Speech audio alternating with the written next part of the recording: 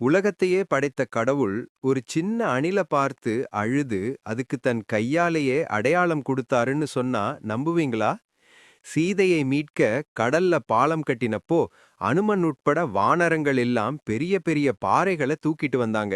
அப்போ ஒரு சின்ன அணில் ராமருக்காக நானும் ஏதாவது செய்யணுமேன்னு நினைச்சு கடல்ல நனைஞ்சிட்டு வந்து மணல்ல புரண்டு அந்த மண்ணை கொண்டு போய் பாலத்துல உதிரிச்சான். இத பார்த்த வானரங்கள், டேய் நாங்க மலைகளையே தூக்கிட்டு வரோம், நீ போடுற மண்ணுல பால முடிஞ்சிருமான்னு அந்த அணில கேலி பண்ணி சிரிச்சாங்களாம். அந்த சின்ன அணில் மனமுடைஞ்சு ஓரமா போய் அழுதுச்சான். அப்போ அங்க வந்த ராமர் அந்த அணில தன் உள்ளங்கையில தாங்கி பிடிச்சாரு. வானரங்களே, நீங்க தூக்கிட்டு வந்த பாறைகளுக்கு இடையில இருக்கிற சின்ன சின்ன இடைவெளியை இந்த அணில் கொண்டு வந்த மணல் தான் நிரப்புது. என் மேல இருக்கிற அன்பால இது செய்யற உதவி உங்க மலைக்கு சமம்னு சொல்லி கண் கலங்கினாராம். அப்படியே அந்த அணிலோட முதுகுல ராமர் பாசமா வருடி கொடுத்தாரு.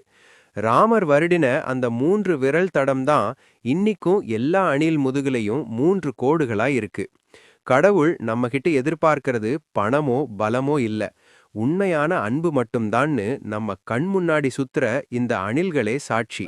ராமரின் அன்பு உங்களுக்கு கிடைக்க மறக்காம ஜெய் ஸ்ரீராம்னு கமெண்ட் பண்ணுங்க. இது போன்ற நிகழ்ச்சியான வரலாறுகளுக்கு மறக்காம சப்ஸ்கிரைப் பண்ணுங்க.